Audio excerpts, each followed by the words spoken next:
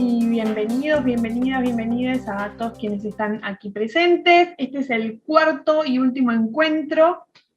Gracias Emilia por prender la cámara. Este es el cuarto y último encuentro del ciclo de formaciones, el seminario de formación organizado entre el CIEC y la Fundación Ebert en Argentina, que el ciclo se ha llamado Presupuesto con perspectiva de género y diversidad en Mendoza, especialmente en Mendoza estamos trabajando, y este último encuentro se llama, o lo hemos titulado, 10 propuestas para avanzar en su implementación en Mendoza.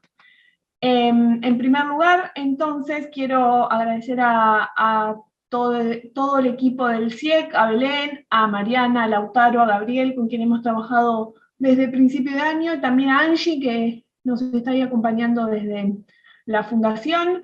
La verdad que estamos muy conformes, entusiasmados, contentos también con el trabajo que hemos estado realizando durante todo el año.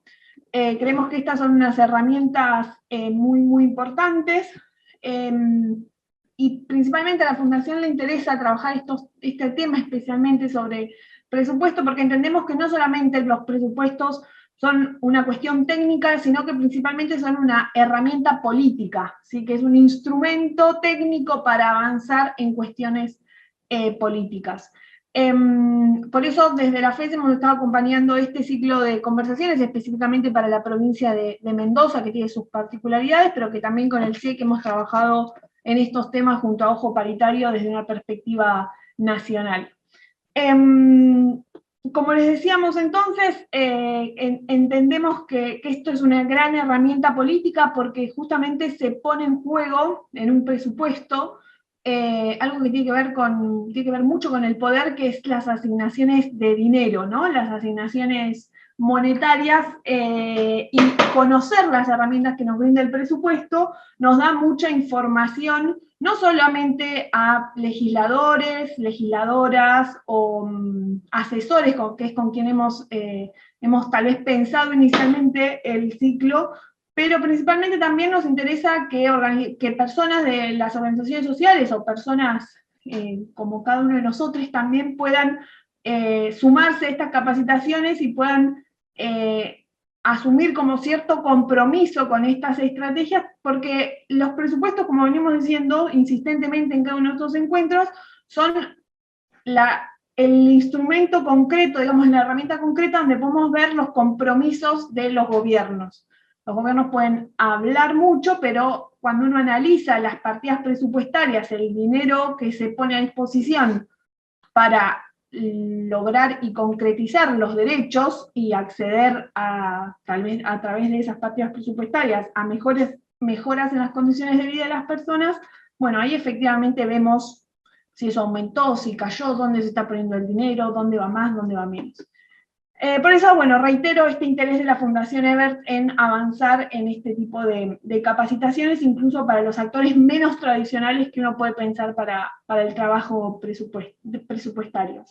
En este encuentro, entonces, este encuentro en particular va a estar a cargo de Lautaro Breitman Pacheco, que es licenciado en Sociología, es integrante del CIEC y miembro de la Federación de Cooperativas Campesinas y de la Agricultura Familiar de Mendoza, FECOCAF. Y también va a estar a cargo de Belén Paz, que es licenciada en Economía, integrante del CIEC, y trabaja como asistente técnica profesional en el área de políticas públicas y en el Instituto del Trabajo y la Producción de la Universidad Nacional de Cuyo. Sin más, les voy a pasar la palabra a ellos, que van a llevar adelante el encuentro, y bueno, y luego si tenemos algo para conversar o discutir, también bienvenidas las preguntas. Belén, Lautaro. Bueno, muchísimas gracias, Maju. Muy buenas tardes a todos. Gracias por participar. También queríamos agradecer a la Fundación por generar el espacio. Este ya, como decía Maju, es el cuarto y último encuentro de este ciclo de capacitaciones que armamos para la provincia de Mendoza, pero es también la séptima charla que damos durante el año sobre los temas de presupuesto con perspectiva de género y diversidad. Este año, la verdad que en base a lo que veníamos trabajando desde antes, pero sobre todo gracias al apoyo de la Fundación, pudimos profundizar mucho en los contenidos sobre esta temática, y ha sido un proceso de muchísimo aprendizaje, que estábamos haciendo el balance justo antes de este encuentro, y nos ha dado la posibilidad de estudiar con un nivel de detalle que antes no lo habíamos podido hacer.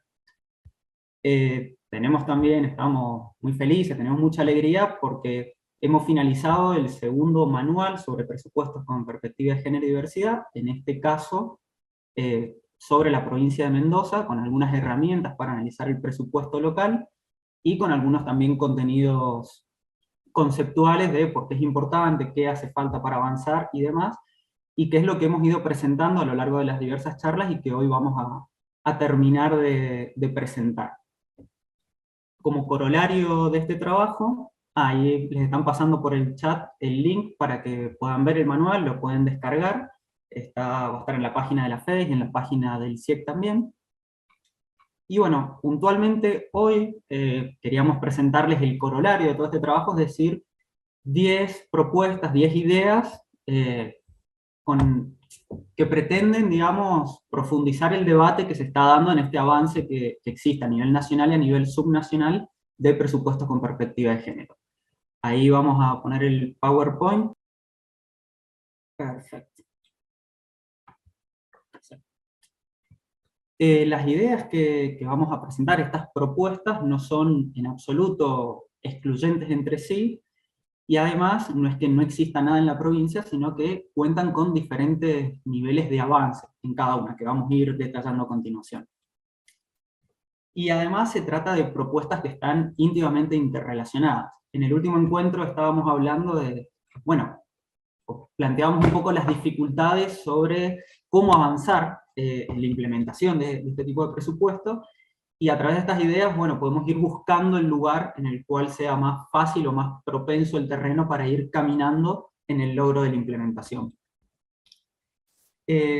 También queremos invitarles a que cuando finalice la presentación, si nos pueden comentar, o sea, hacer comentarios de lo que piensan, de lo que estuvimos diciendo, plantear dudas y demás, para poder generar un intercambio, sería bastante enriquecedor. El modo que tuvimos de organizar solamente a los fines de presentar esta propuesta fue en 3 subgrupos. Por un lado, las estrategias vinculadas a la elaboración y sanción del presupuesto, que ahí vamos a ver unas 3 ideas. Las estrategias vinculadas a la recaudación que realiza el Estado provincial, y las estrategias vinculadas a las erogaciones que realiza la provincia. No se trata tampoco que estén pensadas en un orden jerárquico ni nada, pero bueno, las vamos a ir presentando. La primera de estas estrategias o ideas es algo que ya hemos venido diciendo también reiteradamente, pero que tiene que ver con el conocer para actuar. O sea, no en todos los lugares las asimetrías de género, las desigualdades se dan del mismo modo, ni con la misma intensidad. Sabemos que existen vacíos en las investigaciones, o que a veces la información no está del todo actualizada o lo suficientemente desagregada, pero queríamos destacar algunas herramientas que sí tenemos en la provincia como para hacer un balance. Lo estuvimos profundizando en el encuentro anterior, y queríamos traer a colación específicamente, además de la encuesta permanente de hogares, del boletín de estadísticas laborales, la encuesta de condiciones de vida, que la provincia de Mendoza es una de las pocas que realiza relevamientos de esta envergadura, y que dan representación a nivel urbano y a nivel rural, lo cual es muy importante a la hora de hacer cualquier tipo de diagnóstico, y específicamente cuando queremos ver los tipos de autonomía, que esto también es un concepto que hemos trabajado en encuentros previos, que nos basamos en la CEPAL, y que es la metodología trabajada a nivel nacional, los 4 tipos de autonomía que se busca, o también lo podemos pensar en términos de disminución de brechas. No nos vamos a detener demasiado en estas 3 primeras propuestas, en realidad, porque son temas que más o menos ya hemos venido trabajando. Pasemos a la segunda. La segunda estrategia, en realidad, es algo que también hemos dicho, que tiene que ver con la paridad en las áreas económico-contables del Estado. O sea, se ha trabajado mucho en la paridad. De hecho, en los primeros 2 proyectos que realizamos con la FES fue junto a Ojo Paritario, que es una organización que ha trabajado mucho porque exista paridad en los espacios de representación. Y cuando nos vamos a fijar cuál es la situación del Poder Ejecutivo Provincial en cuanto a paridad, específicamente en áreas económico-contables o en áreas que tienen que ver también con la definición del presupuesto, analizamos el Ministerio de Hacienda, el Ministerio de Economía, y vemos que tienen 33 cargos jerárquicos, es decir, direcciones o subsecretarías, y que solamente 8 de ellas están a cargo de mujeres, digamos. Solo un 24% de los cargos jerárquicos en estas áreas están ocupados por mujeres. Esta permanente subrepresentación de las mujeres en espacios de decisión se da porque generalmente también están asociadas a las áreas sociales o que representan extensión de las tareas domésticas y las tareas de cuidado, que es el rol asignado en la sociedad patriarcal a las mujeres. Y como la perspectiva de quienes trabajan y quienes deciden, o sea, quienes hacen la toma de decisiones en temas presupuestarios, influye en cómo se obtienen los fondos y hacia dónde van dirigidos, esta sobrerepresentación masculina es una de las causas de que se han visto relegadas las políticas a mejorar la calidad de vida de mujeres y diversidades. Cabe aclarar de todos modos que el hecho de que mujeres ocupen esos cargos o diversidades accedan a esos cargos no garantiza que las políticas públicas tengan una perspectiva de género, y por ende es muy importante que se profundice con tareas que se vienen desarrollando, tanto a nivel nacional como provincial, de capacitación permanente. Esto, la ley Micaela es la más emblemática de ellas, quizás. A esta situación de clara desigualdad en el poder ejecutivo, la podemos comparar con los poderes legislativos de la provincia.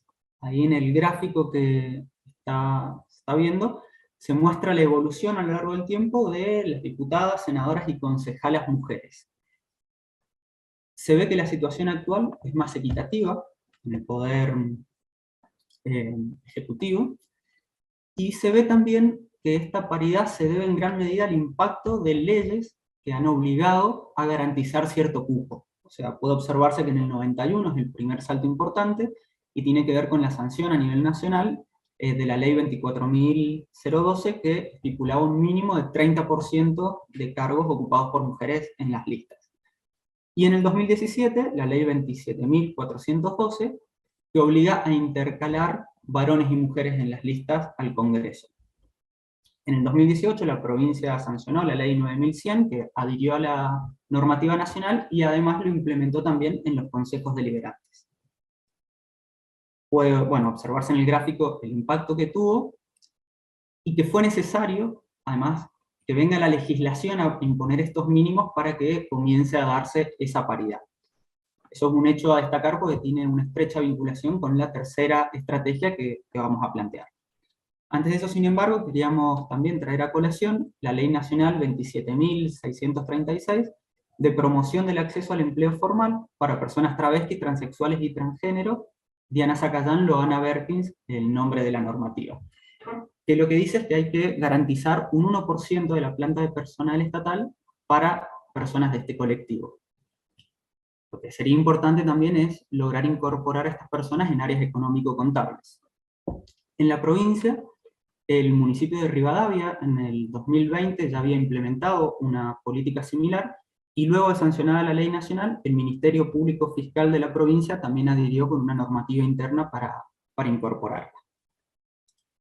Y decíamos esto de la importancia de la normativa que garantizaba el cupo, que obliga, porque es fundamental institucionalizar el presupuesto con perspectiva de género y diversidad mediante una ley que le da cierta estabilidad.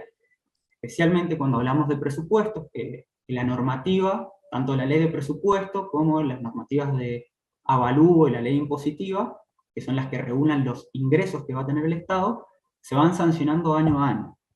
Por ende, si no hay una ley que obliga a cumplir con ciertos requisitos, con un cambio de gobierno, con un cambio de orientación política del gobierno de turno, podría dejarse de lado los avances logrados en caso de que no estén garantizados en una ley. Y volvemos a presentarles los dos proyectos de ley que se han presentado en la provincia y que han sido presentados en ambas cámaras y por los bloques mayoritarios que están en la legislatura. Sin embargo, ninguno de esos ha podido avanzar para ser debatidos en el recinto legislativo porque no tuvieron dictamen de las comisiones de género de cada una de las cámaras.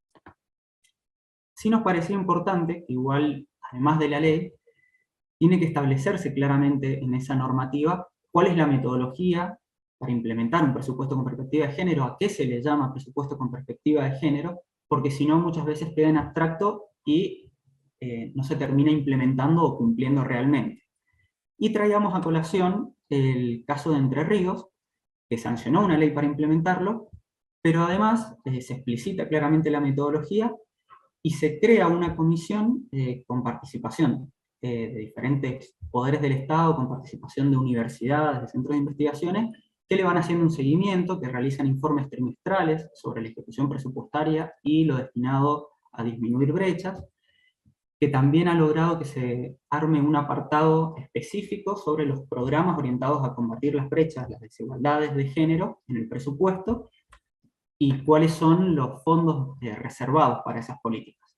Eso es un buen ejemplo a tener en cuenta para el momento en el que se pueda sancionar una ley de este tipo. Estas tres ideas, bueno, hay diferentes grados de avance y tienen que ver con el proceso, hemos visto, sobre cómo se elabora el presupuesto y cómo se termina sancionando, aprobando o no el mismo. El otro subgrupo de estrategias que queríamos presentarles tiene que ver con la recaudación. Muchas veces también asociamos a las erogaciones el presupuesto con perspectiva de género o el etiquetado, que es una herramienta muy importante y que va a profundizar Belén enseguida, pero muchas veces se deja de lado esto tan importante de que el Estado para funcionar necesita recaudar primeramente esos recursos, y las medidas de cómo decida hacer esa recaudación también tienen impactos desiguales en las diferentes poblaciones, en este caso entre hombres y mujeres, también obviamente entre clases sociales o entre poblaciones racializadas.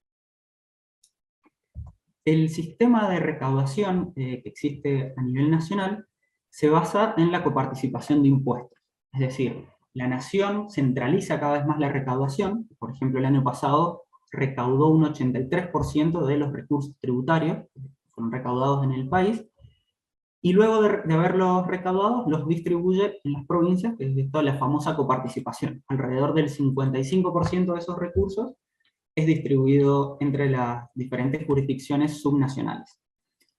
Estas transferencias que realiza se complementan con otras que va realizando el Estado Nacional a las provincias, que algunas de ellas están reguladas, está establecido cómo tiene que ser esa distribución, y en otras es discrecional del gobierno ante diferentes medidas, ante diferentes situaciones, perdón.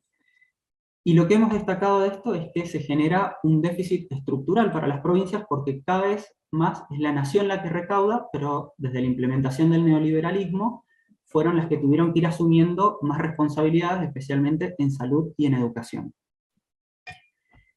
Y esto se agrava a su vez porque la coparticipación o la distribución que se realiza entre las jurisdicciones subnacionales, entre las provincias de estos recursos nacionales, fue establecida hace más de 30 años y sigue vigente, y no está atada a criterios objetivos de desarrollo humano, de población, ni nada por el estilo. Entonces, hay provincias muy perjudicadas, como es el caso de Mendoza, por ejemplo, que reciben pocos recursos per cápita, y otras que se ven más beneficiadas. Sin embargo, a pesar de esta restricción, las provincias, y Mendoza particularmente, cuenta con ciertos márgenes para actuar también en políticas de recaudación. Lo que puede observarse en el gráfico es los recursos corrientes que ha tenido la provincia en los últimos 10 años en función del origen.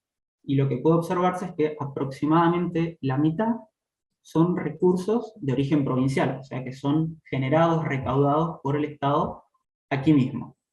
Y de ellos, de esta mitad de los recursos, perdón, de los recursos corrientes totales, aproximadamente un 30% son recursos tributarios, principalmente de ingresos brutos. Entonces, cuando vemos esta realidad, nos abre la puerta a poder pensar alternativas de cómo recaudar y cómo preguntarse por los impactos de género de esta recaudación. Y la primera cuestión que nos parece interesante llamar la atención tiene que ver con la progresividad impositiva que se pueda plantear en la provincia. ¿Qué es esto de la progresividad impositiva? O sea, por un lado tenemos los impuestos progresivos, que son aquellos que contribuyen con la redistribución del ingreso, es decir, que paguen más los que más tienen para distribuirlos sobre los que menos tienen. Los proporcionales son los que no tendrían impacto en esta distribución, y los regresivos los que tienen una mayor carga sobre las poblaciones de menores recursos. La OCDE, que es la organización internacional que nuclea a los países que tienen mejores índices de desarrollo humano a nivel mundial, en 2018, por ejemplo, tuvo un promedio de 40% de los ingresos de estos países que gravaban la renta y el patrimonio.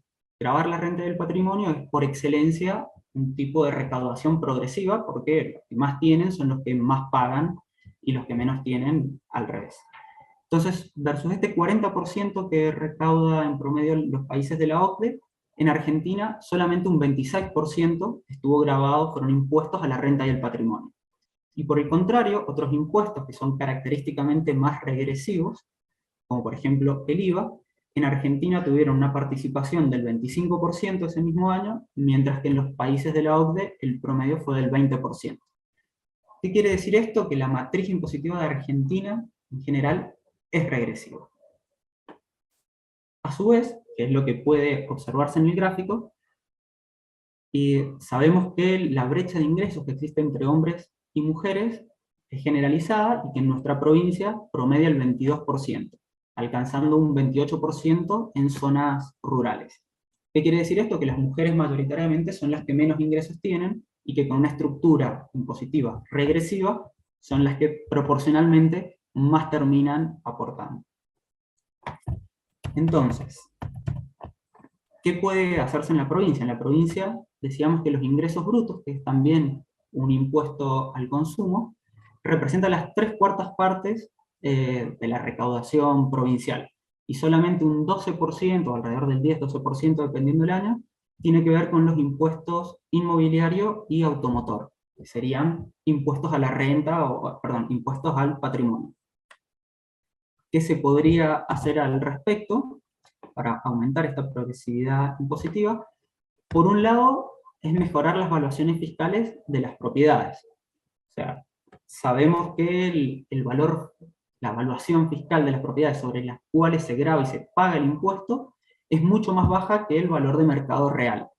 En el 2018 hubo un intento de mejorar y de adecuar este avalúo, y se intentó que las propiedades de 2 millones de pesos o más autodeclararan para valores cercanos al mercado. Sin embargo, los valores actuales siguen distando mucho de los reales.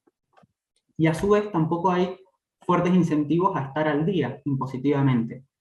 De hecho, si analizamos los 100 principales contribuyentes de cada uno de los departamentos del impuesto inmobiliario, vemos que la deuda total ronda los 750 millones de pesos, que es alrededor de un tercio de lo recaudado por impuesto inmobiliario durante el 2020.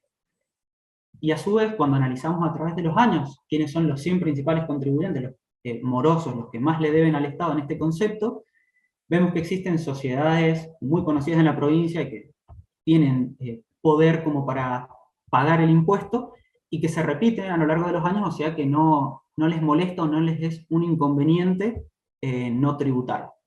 Esto atenta claramente contra la progresividad de la recaudación. Entonces, por un lado decíamos mejorar las valuaciones fiscales de las propiedades e incentivar a que se cumpla el pago, y por otro lado lo que se puede realizar es una estratificación de los ingresos brutos en función del nivel de facturación. Los ingresos brutos es un impuesto, un porcentaje, que según la actividad se paga por la facturación que realiza la empresa o quien sea monotributista. Y tiene diferentes gravámenes o diferentes porcentajes de tributación en función de la actividad, pero no en función del nivel de facturación. O sea, en la rama de panificación aporta lo mismo una microemprendedora formalizada que una gran empresa de panificación. El porcentaje sobre su facturación es exactamente igual. Y entonces tomábamos como referencia lo que se había implementado en la provincia de Córdoba desde hace algunos años, que fueron, en primer lugar, el Fondo de Financiamiento al Sistema Educativo, el FOFICE, y el Fondo de Financiamiento a las Obras de Infraestructura. ¿En qué consistían estos fondos? Sobre los ingresos brutos, se determinaba que quienes superasen cierto piso de facturación, que bueno, en el 2018 llegaba a 9 millones para el financiamiento del sistema educativo y 23 millones para el de obras de infraestructura, aportasen un porcentaje adicional, o sea, se le retenía un 5% en el caso del FOFICE, o un 12,5 o 15,25% en el de infraestructura. Es decir, si tenía que pagar, por ejemplo, 1.000 pesos de ingresos brutos, para el FOFICE tenía que pagar además 50 pesos para aportar al sistema educativo. ¿Esto qué es lo que hacía? Generar una mayor recaudación para la provincia sin afectar a los sectores de menores ingresos. Por ende, se aumentaba la progresividad de la recaudación provincial.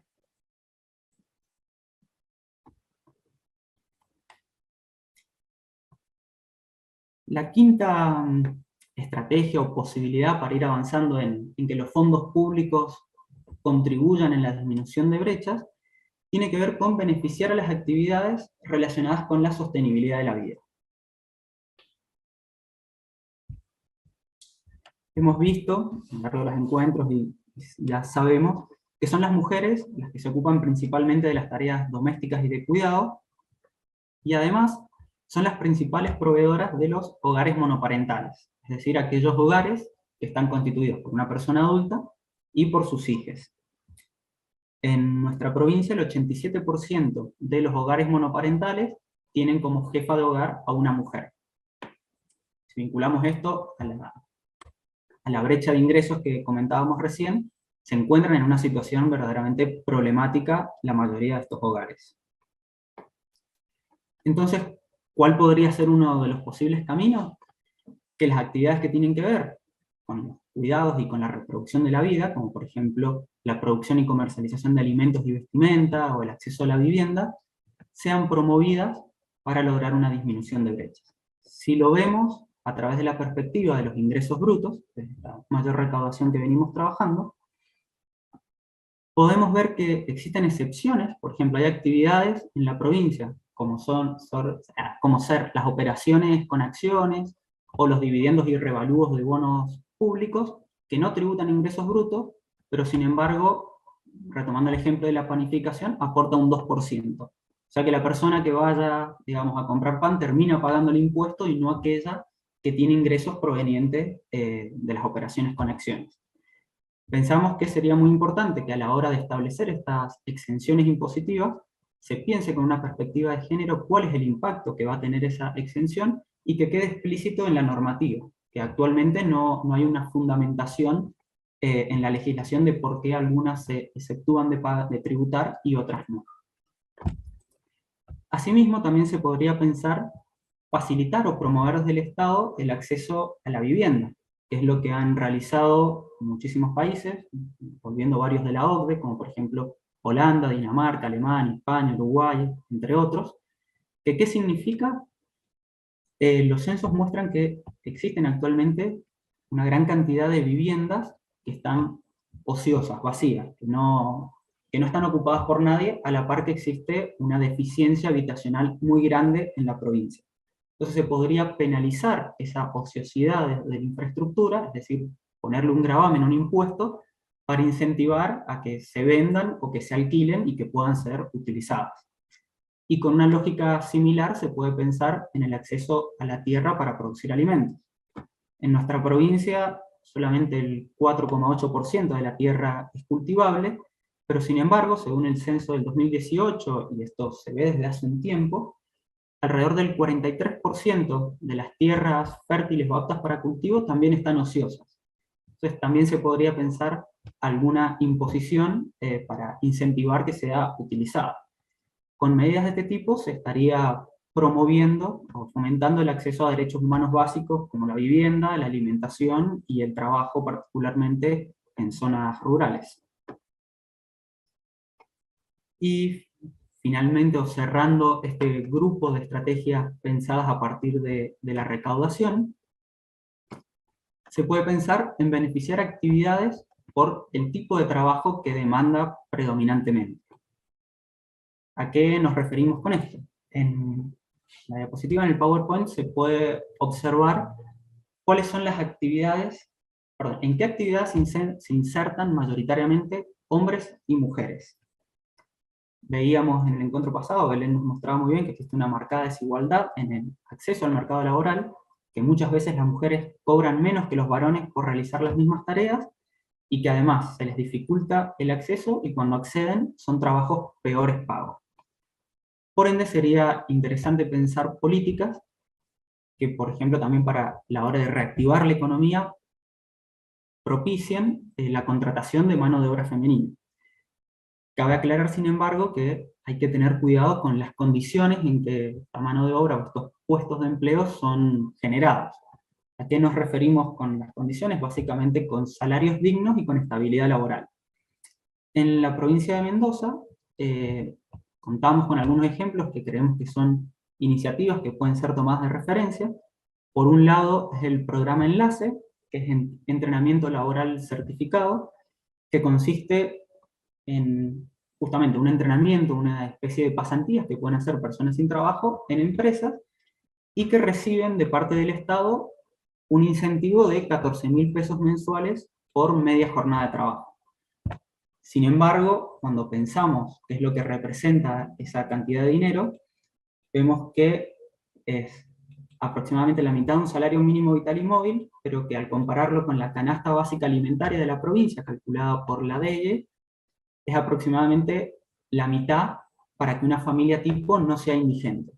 Con lo cual una persona que accede a ese programa, durante los meses que dura este entrenamiento laboral, es dificultada su sostenibilidad, su vida, digamos, las condiciones en las que vive son muy dificultosas. Y por el otro lado, el programa Enlazados, que ya tiene que ver con una generación de trabajo genuino, pues, lo que se promociona mucho desde el gobierno, digamos, en lo discursivo, y que tiene una gran ventaja, y es que se enmarca en contratos por tiempo indeterminado en las empresas, que las personas que se inscriben acceden a ese contrato por tiempo indeterminado. El gobierno le aporta el equivalente a un salario mínimo vital y móvil, y sí se le garantiza a esa persona trabajadora que el salario que tiene que cobrar es el de acuerdo al convenio colectivo de trabajo de la actividad en la que está inserto, ya sea un supermercado, ya sea otro tipo de comercio, o ya sea la industria. Eso lo vemos como factores muy positivos. Sin embargo, cuando uno ve también algunos detalles más, se da cuenta que cuando finaliza el programa, pueden ser a 4 o 6 meses dependiendo el caso, la empresa no tiene la obligación de continuar con la relación laboral, y en caso de que la puede de hecho cortar sin motivo justificado, y en caso de que eso suceda no tiene que devolverle al Estado nada de lo que le ha aportado.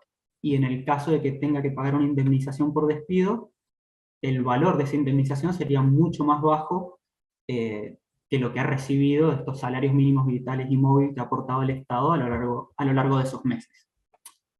Con lo cual, rescatamos la iniciativa, pensamos que puede ser tomado como referencia, aunque sería necesario revisar algunos de estos puntos y sobre todo propiciar que sean más mujeres, que son las que mayores dificultades tienen de acceder al mercado de trabajo, las que se beneficien con estos programas.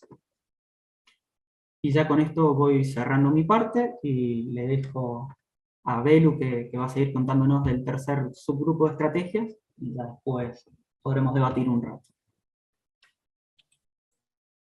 Bueno, muy buenas tardes a todos. Muchas gracias, Lauta. Bueno, yo voy a continuar con este tercer bloque de estrategias que está relacionado con las erogaciones provinciales. Hasta ahora lo que hemos venido viendo son como herramientas que están muy relacionadas con el presupuesto provincial, pero que por ahí no tienen que ver, o sea, no es el presupuesto en sí, teniendo en cuenta que el presupuesto es justamente la ley que dice cómo se van a usar los recursos públicos. Hasta ahora lo que nos venía contando Lautaro era, bueno, cómo se podía hacer para institucionalizar o algunas herramientas de participación de las mujeres en los espacios de toma de decisiones, digamos, la importancia de la elaboración de diagnósticos para identificar brechas, digamos, son todos aspectos que son complementarias a la política presupuestaria, pero que no son así específicamente del presupuesto. Lo que vamos a ver ahora es justamente eso, cómo se podría, digamos, pensar en estrategias de gestión presupuestaria que tengan impacto en la reducción de brechas de desigualdad o que podrían, digamos, mejorar esa situación. Antes de pasar a esas estrategias, consideramos como muy importante hacer un repaso de cómo ha sido la evolución de las erogaciones provinciales en términos reales desde el 2013 hasta la actualidad, que por ponerlo en palabras sencillas es cómo ha ido siendo el tamaño de la torta que luego se reparte. Como pueden ver en el gráfico, comparado con el año 2013, digamos, con el poder adquisitivo que tenía el presupuesto en el 2013, vemos que hasta el año 2015 hay un aumento importante, y luego, entre el 2015 y el 2019, se da como una leve caída y un estancamiento de ese tamaño de la torta, digamos, esa cantidad de erogaciones del gobierno provincial, y que luego cae abruptamente en el año 2020, producto claramente de la pandemia y todo lo que fue ese año. Y lo que vemos para el 2021 es una recuperación, pero que no llega siquiera a los valores del 2014, es decir, que la torta que actualmente tiene el gobierno para repartir con el pueblo mendocino es más chica que lo que tenía en el año 2014.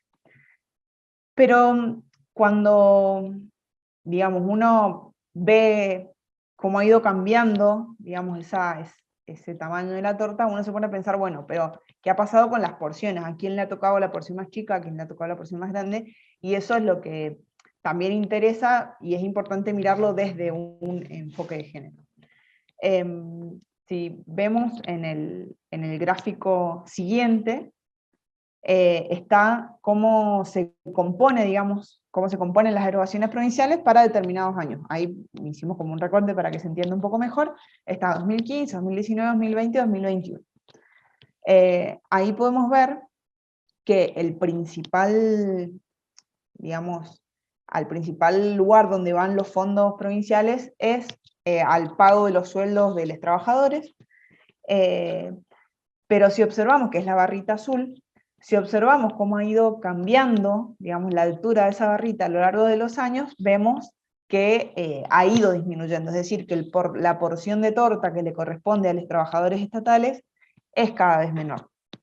Lo que, digamos, es preocupante, y que también nos lleva a preguntarnos, o que nos interesaría poder contar con la información de, bueno, cómo está compuesta la planta de personal del Estado provincial según sexo, para ver exactamente ahí cómo ha sido el impacto de ese achicamiento de los fondos destinados al pago de salarios.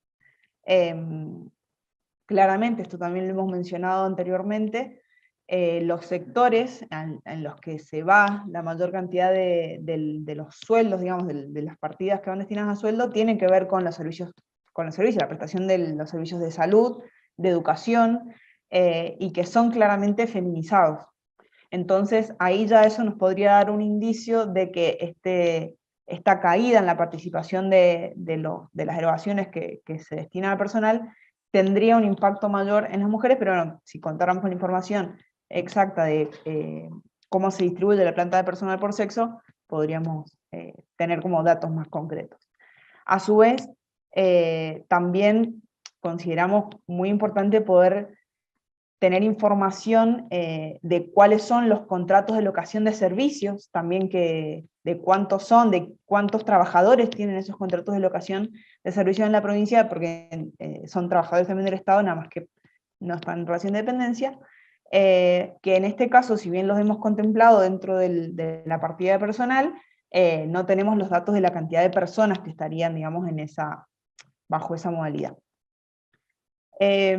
La segunda partida de importancia a la que se le destinan los fondos provinciales es la de transferencias, que es particularmente a los municipios, ya que Mendoza tiene un sistema de coparticipación en el que se dirigen, digamos, fondos a los municipios, tanto de partidas de rentas generales como del dinero que le entra también por nación. Por último, y algo que llama la atención, no sé si lo han notado en este ratito que están viendo en el gráfico, pero es la columnita gris que hace referencia a las inversiones financieras. Siempre tenía valores muy chiquititos en el 2015 y en el 2019, y en el 2020 y 2021 vemos que se da un salto importante, y esto es justamente porque se crea el fideicomiso de administración y pago para la ejecución de la obra, bueno, del Puerto Solo del Viento, y todas las obras hídricas relacionadas con eso. Acá esto también lleva a uno a pensar, bueno, qué son, digamos, a dónde se está destinando la plata de la provincia y qué impacto eso tiene a la larga en las desigualdades existentes. Bueno, una vez hecha esta introducción de cómo ha sido la evolución de las erogaciones provinciales, cómo están compuestas, es que pensamos y traemos estas propuestas, estas estrategias, estos caminos para poder avanzar hacia un presupuesto que tenga un enfoque de género y diversidad y que tienda y tenga el objetivo de disminuir brechas de género. Si pasamos a la diapositiva siguiente. Bueno, la estrategia número 7, que sería la séptima de las 10, pero la primera relacionada con el uso de los fondos públicos, es la elaboración de un presupuesto por programas. Esto seguramente lo hemos mencionado en encuentros anteriores, pero siempre vale la pena repetirlo, y es que un presupuesto por programa son aquellos, o es aquel que se organiza en función de objetivos políticos. En estos presupuestos, digamos, cuando están bien desarrollados, vamos a encontrar que tienen detallado las acciones que se van a llevar a cabo, qué recursos se van a invertir para llevar a cabo esas acciones, las fuentes de financiamiento que se van a utilizar, o sea, de dónde van a sacar los recursos, y también se plantean indicadores de seguimiento para poder identificar cuándo se han logrado los objetivos propuestos o no. O sea, indicadores que me digan, bueno, cuál es la situación actual, y luego después poder observarlo y saber cuál es la situación final y si efectivamente se ha obtenido resultado o no. Básicamente sería relacionar los fondos públicos con metafísicas concretas. Eso es como básicamente lo que es un presupuesto por programa. En el año 2004, la provincia de Mendoza, mediante la ley 7.314, se adhiere a la Ley Nacional de Responsabilidad Fiscal, y con esta adhesión, básicamente lo que hizo fue comprometerse a utilizar y a aplicar todos los clasificadores presupuestarios que se utilizan en el gobierno nacional, incluyendo, en este caso, el presupuesto por programa. De hecho, en su momento se creó un foro permanente, digamos, donde participaban todas las provincias y la Ciudad Autónoma de Buenos Aires, y se confeccionó un manual de clasificaciones presupuestarias del sector público provincial con el objetivo de unificar los criterios contables subnacionales. O sea que el trabajo está hecho, está el manual de cómo debería ser la clasificación, el clasificador, digamos, de un presupuesto por programa. Actualmente, si uno entra a la página de Hacienda de la provincia de Mendoza, cuando busca el presupuesto, que puede ser de cualquier año para atrás, o el actual, o el proyecto del año que viene, dentro de uno de los apartados de los anexos, puntualmente el 10, está el presupuesto por programa, pero lo que vamos a encontrar es que solamente figura el nombre del programa y el monto destinado, que si lo vemos en la siguiente diapositiva, por ahí no nos aclara mucho, no nos dice mucho de lo que en teoría debería decir un presupuesto por programas, que es justamente esto que decíamos antes, bueno, qué acciones deban hacer, de dónde vas a sacar la plata, cómo vas a hacer para identificar cuando estás cumpliendo o no los objetivos propuestos, cuáles son esos objetivos.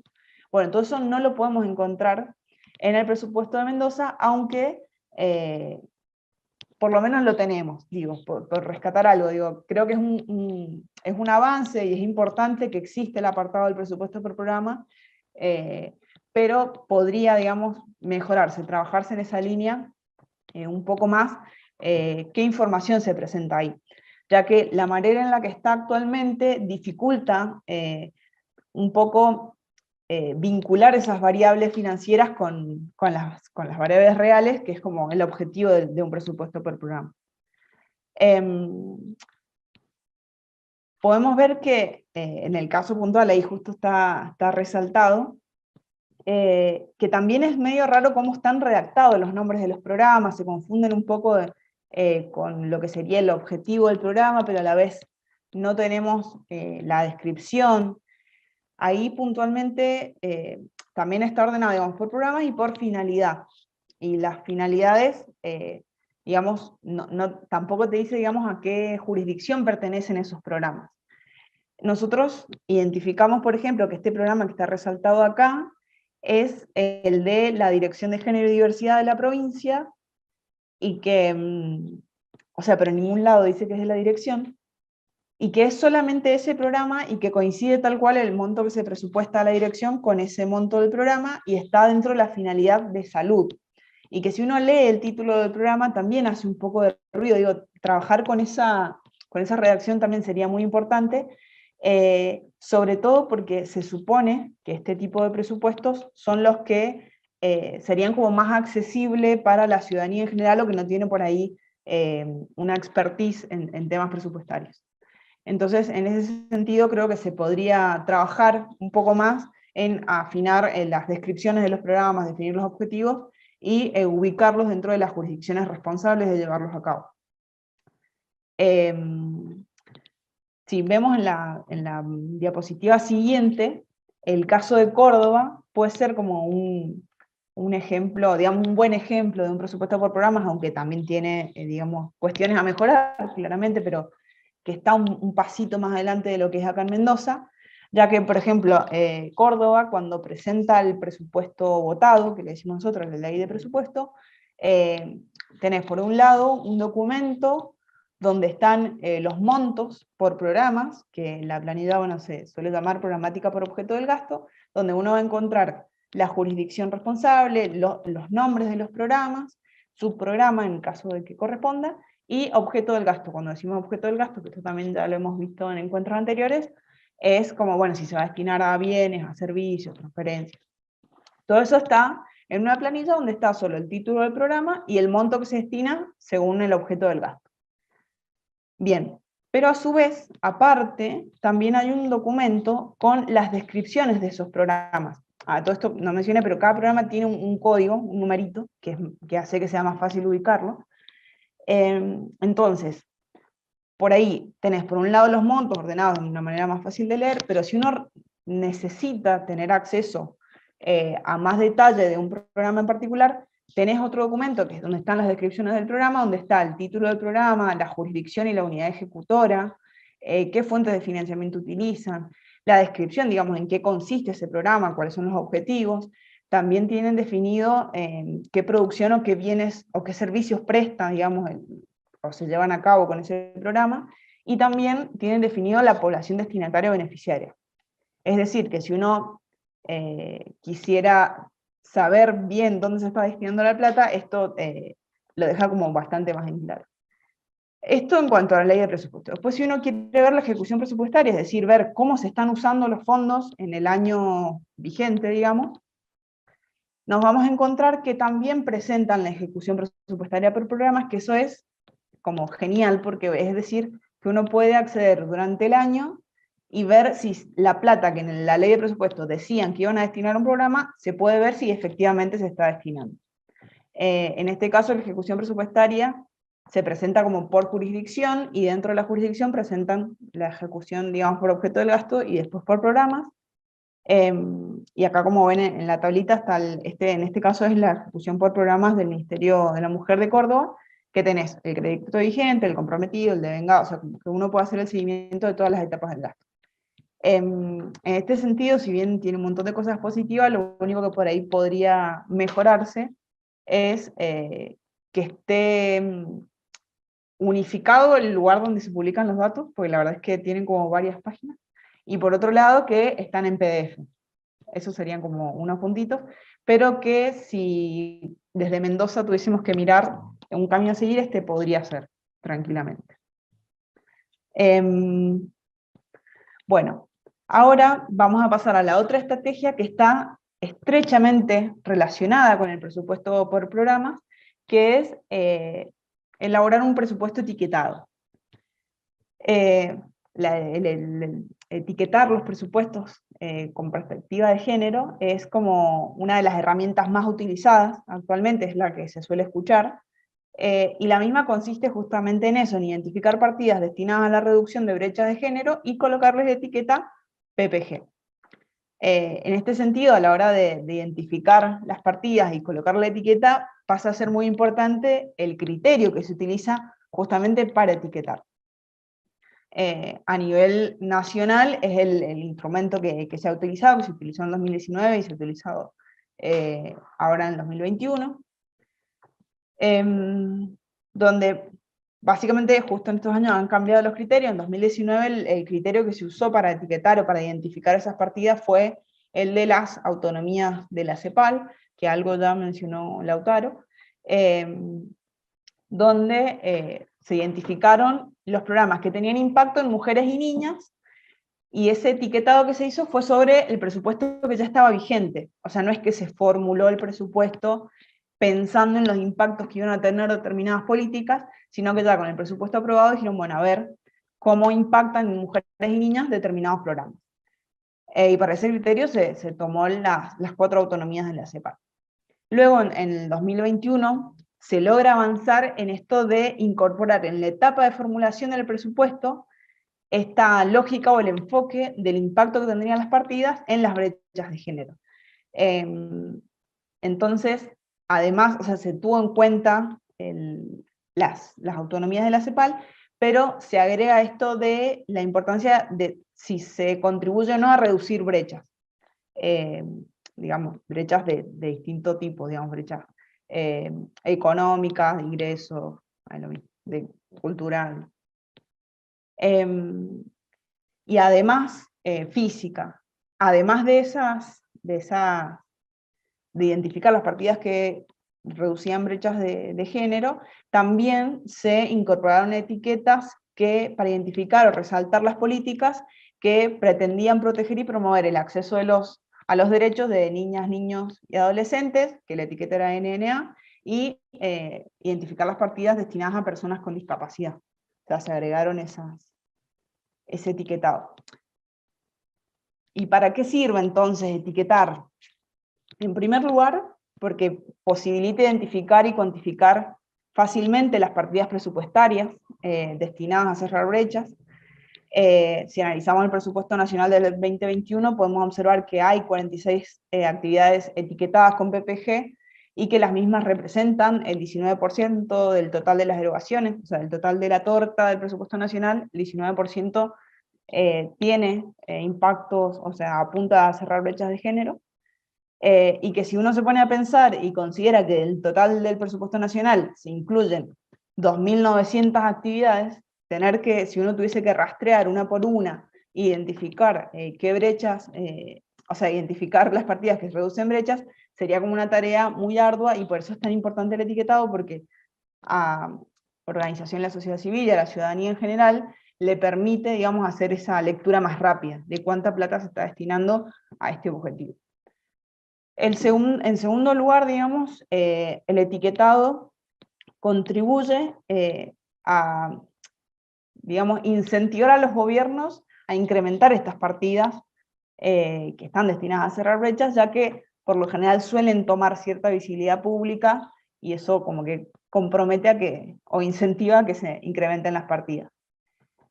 No obstante, hay que tener ciertos recaudos, ya que muchas veces se puede tender a etiquetar indiscriminadamente o a decir que se destina más plata de lo que realmente se invierte después, ¿no? Se ejecuta. Y por eso es tan importante esto de poder monitorear y visibilizar.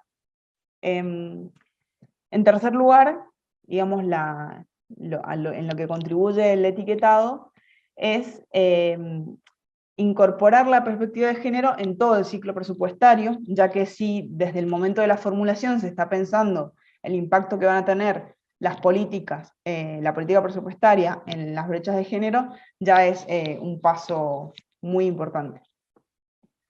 hay provincias, y en esto está bueno mencionarlo, que si bien han avanzado con presupuesto con perspectiva de género, hay provincias que sí lo han hecho de manera transversal, pero hay otras que, si bien tienen su presupuesto etiquetado con PPG, solamente encontramos etiquetadas aquellas áreas que están destinadas a luchar contra la violencia de género, digamos. O sea, y no se hace un análisis por ahí más transversal de políticas que tengan que ver con ambiente, con economía, con trabajo, con salud, educación. Entonces por eso está bueno que sea como transversal. Para ver un ejemplo de cómo sería un presupuesto etiquetado y que a su vez cómo se relaciona con un presupuesto por programas, que es lo que vimos anteriormente, les voy a mostrar el de Santa Fe, que como pueden ver en la diapositiva, presentan, bueno, la diapositiva en un cuadrito nada más, pero en realidad es un anexo, es un documento que puntualmente se llama Presupuesto con Perspectiva de Género, y en el cual están enumerados, detallados, todos los programas que tienden a cerrar brechas de género. Además de estar la jurisdicción responsable de realizar el programa, la descripción del programa, objetivos, tiene metas físicas, o sea, qué es lo que se propone alcanzar concretamente el programa, y las últimas 3 columnas que pueden ver, trabaja, digamos, el criterio de etiquetado que utiliza es como que agarra todo, un poco amplio, porque por un lado toma las autonomías de la CEPAL, o sea, identifica por cada programa a qué autonomía contribuye, también especifica qué brecha de género reduce, y también y resalta, digamos, lo menciona, cuando un programa está relacionado al trabajo no remunerado o al trabajo de los cuidados. En este sentido, bueno, nada, súper positivo poder acceder a este tipo de información, pero bueno, claramente nos encontramos con que está presentado en PDF con todos los limitantes que eso implica.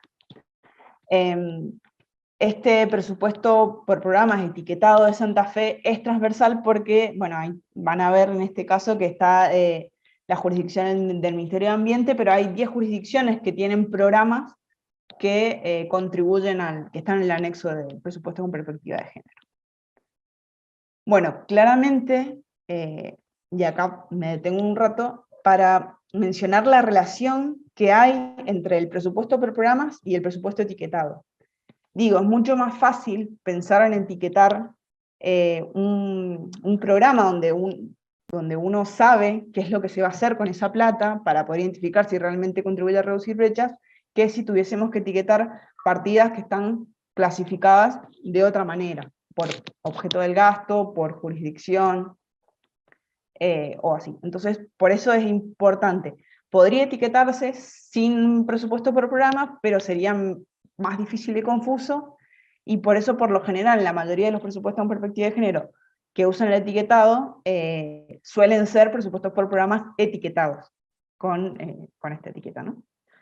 Bueno, pasamos a la otra estrategia, que está relacionada con las compras públicas con enfoque de género.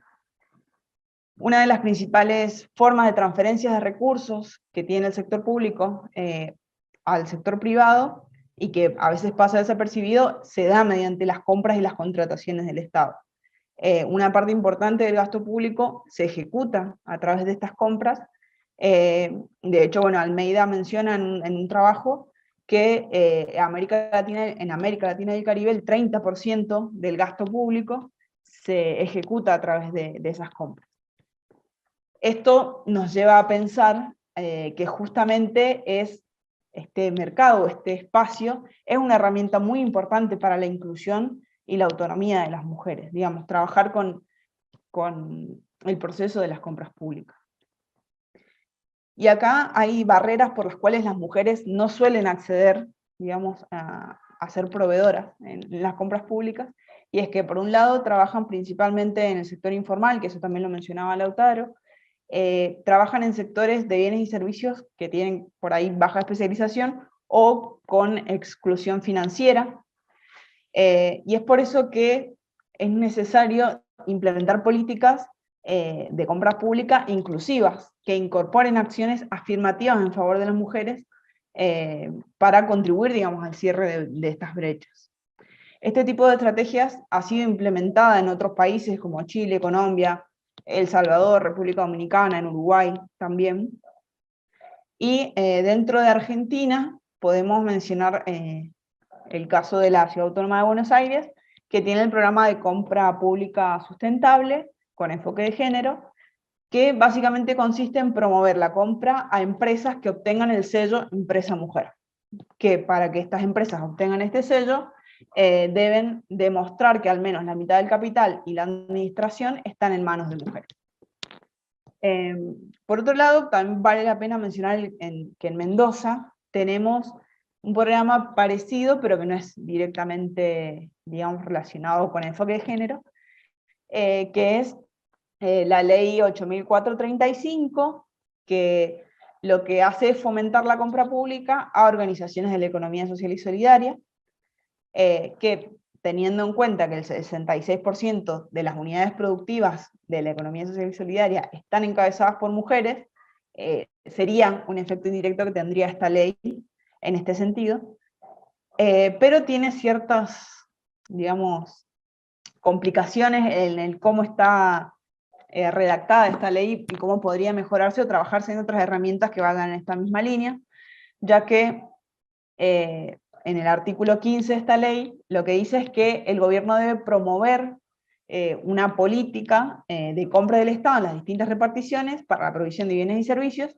que priorice a los inscriptos en el registro provincial de unidades de la economía social y solidaria hasta un 10% de las adquisiciones del Estado. Y acá hay dos palabras que por ahí dejan como que hace que no sea tan exigible, digamos, esta ley, que es por un lado la palabra promover, digo, cuando uno utiliza la palabra promover o fomentar, hace que todo termine dependiendo de la voluntad política de los funcionarios de turno, y por otro lado el asta quiere decir que en realidad la provincia cumpliría con la ley solamente, digamos, con una compra mínima, porque es hasta el 10%, o sea, no se exige un mínimo, sino un hasta.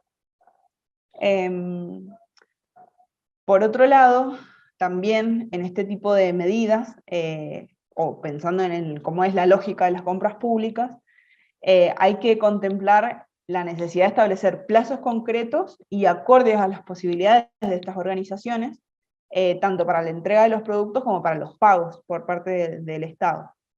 Acá en Mendoza hubo un caso que fue muy conocido, o por lo menos a nosotros nos llegó, estuvimos muy cercanos porque hemos trabajado con esta cooperativa, y es la cooperativa Fernanda Toledo, que debido al que es una cooperativa textil, de productos textiles, como un atraso muy grande del pago de los productos que le habían vendido al Estado, eso generó un problema muy grande que llegó a poner en riesgo la continuidad de la organización, ya que este factor, digamos, se sumó a otros dos que están muy relacionados con la política presupuestaria, que tenían que ver, por un lado, con la quita de subsidios que recibían ellos como cooperativa por el gobierno nacional, y por otro lado también los tarifazos de ese entonces, digamos. O sea, tenían que pagar más alto las facturas de la luz, dejaron de recibir los subsidios que les mandaban del Ministerio de Trabajo, y encima la provincia no les pagaba lo que ellas ya habían vendido, ya habían comprado el material y todo. Entonces, digamos, con estas leyes hay que tener cuidado esos recaudos que tienen que ver con la dinámica que se da en los procesos de compras públicas del Estado. Está claro que en una economía inflacionaria es complejo, digamos, hay que tener una espalda financiera muy grande para poder, digamos, comprar materiales, hacer productos, entregarlos y esperar 3 meses, 4 meses para poder cobrarlos.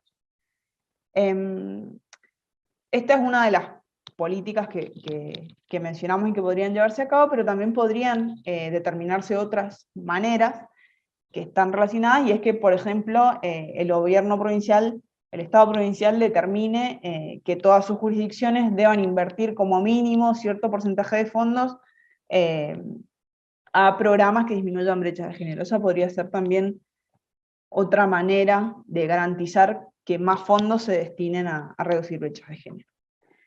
Bueno, y por último, vamos a la estrategia relacionada a mejorar la transparencia presupuestaria.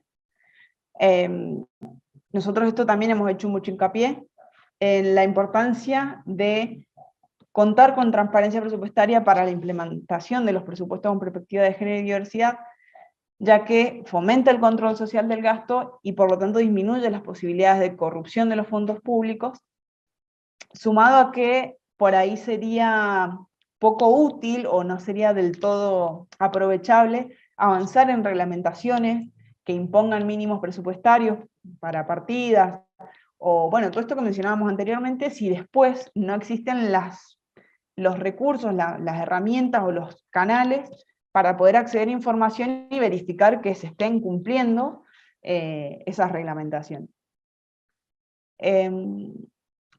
Eso por un lado, ¿no? O sea, la importancia de la transparencia para poder, digamos, controlar que se esté cumpliendo, en este caso puntual, con el presupuesto y con las reglamentaciones que se han hecho. Y por otro lado también, y que está muy relacionado con la transparencia, es que la información que se publica sea accesible. Cuando decimos accesible significa que podamos encontrarla fácilmente, que esté bien claro qué información es la que se está leyendo y que se encuentre en formatos amigables y que puedan ser editables también en el mejor de los casos. Bueno, he mencionado a lo largo de la presentación que muchas veces se presenta la información pero en formato PDF, lo que dificulta a veces profundizar un poquito más en el análisis. Y en este punto la verdad que hay que decir que en Mendoza no estamos tan mal, ya que, por ejemplo, podemos hacer un seguimiento mensual de cómo se ejecuta el presupuesto, que si bien no está por programas como nos gustaría, ya el hecho de poder hacer un seguimiento de cómo se ejecuta el presupuesto es un montón, pero si uno lo mira por otro lado, la forma en la que se publica esa ejecución presupuestaria, no todos podrían, digamos, acceder en términos de interpretarlo, porque se presenta en un formato como complejo, una tabla dinámica en un Excel, cuando en realidad podrían utilizarse otros recursos complementarios para que sea más accesible para otros sectores. ¿Ahí me escuchan? Bien. Bueno, eso por un lado. También, bueno, contamos con un portal de acceso a la información pública, a través del cual podemos hacer pedidos de información. Nosotros desde el CIEC lo hemos utilizado bastante, a veces con una muy buena respuesta, otras veces no, pero bueno, la herramienta está. En este sentido consideramos que podría continuarse en este camino y mejorar la transparencia a través de acciones como, por ejemplo, establecer un único lugar para presentar los datos presupuestarios, como verán en el material, si entran a verlo. Son muchos los lugares donde uno puede acceder a información para hacer análisis presupuestario, entonces poder presentar todo en un solo lugar sería de mucha utilidad. También elaborar instructivos que permitan interpretar esa información que se publica, y que los datos estén en formatos analizables, por ejemplo en Excel o en CSV en lugar de PDF o imágenes. Y también sería muy valioso que se presentaran informes de ejecución periódicos que hagan como un análisis y que esté escrito, digamos, y que pueda ser accesible para la ciudadanía en general de cómo se están utilizando los recursos públicos. Todo esto es con la idea de que la información pueda ser realmente accesible para toda la ciudadanía, sin la necesidad de tener alguna especialidad en el tema y en el manejo de Excel, por poner un ejemplo. Digamos, publicar un poco más de información, y la que ya se publica, mejorar, digamos, la accesibilidad para el público en general. Bueno, podemos dar por finalizadas, estas son nuestras 10 estrategias, acciones o caminos a seguir, propuestas, para encaminarse a lo que sería un presupuesto con perspectiva de género en la provincia de Mendoza. Como conclusiones, podemos decir que es fundamental avanzar con la incorporación de la perspectiva, sobre todo, en la administración de los fondos públicos. Son muchas más las acciones que pueden realizarse desde las distintas aristas que implica la gestión presupuestaria y fiscal. Mendoza no está mal, pero podríamos mejorar un montón más. Digo, tenemos una muy buena base. Y bueno, algo que nos parece importante rescatar, y que por eso lo menciono al final, es que la transparencia presupuestaria es fundamental para la implementación de cualquier presupuesto con perspectiva de género y diversidad, ya que es la que va a permitir justamente controlar, monitorear, visibilizar y reclamar en esta línea. Así que bueno, muchísimas gracias. No sé si alguien tiene consultas. Muchísimas gracias. Maju, a la FES, ha sido un placer. Bueno, muchas gracias al CIEC. Nada, creo que este cuarto encuentro en particular está buenísimo como para resumir, y parece como es una hoja de ruta por dónde avanzar, dónde ir avanzando en presupuesto con perspectiva de género, pero también para tener un análisis provincial sobre las problemáticas de género en Mendoza en particular, pero me parece que sirve eso justamente, ¿no? Como un camino, una guía para seguir de otro centro de investigación que hagan un estudio parecido a los de ustedes en otras provincias, y lo mismo que decimos siempre, asesores, legisladores, etc. Bueno, ahí Gaby está dejando el material, que de nuevo está centrado en Mendoza. Está bueno que circule, que lo vean, lo discutan. Les pueden escribir también a la gente del CIEC haciéndole preguntas, convocándolos para actividades, para seguir, o sea, la idea de esto es que se multiplique, ¿no? Que sean como un puntapié para seguir discutiendo, pensando, y que efectivamente nos apropiemos de los presupuestos y dejen de ser esas cosas inalcanzables. Así que bueno, tanto este como el resto de los encuentros van a estar subidos a la página de la FES, a la página del CIEC, tienen ahí los materiales, también tienen los materiales que se hicieron para ojo paritario, que no estaban centrados en Mendoza, pero sí para un análisis más provincial en general. Les agradecemos a toda su participación. No quiero terminar, pero a veces falta un ratito, como que alguien hace alguna pregunta después de un ratito de silencio. Pueden escribirlas, no hace falta que pidan la voz. Ahí Abel pregunta, bueno, ¿qué condiciones deben darse para la implementación de un PPG en cuanto al conocimiento de la perspectiva por parte de las autoridades que lo implementan? La verdad es que es muy importante que justamente las autoridades responsables de llevarlo a cabo tengan la perspectiva, digamos, un conocimiento básico, pero digamos, también poder recurrir a gente que trabaja, que lo hace, a otros, digamos, otras provincias, otros lugares, otros colegas que ya se estén implementando, digamos, otros lugares.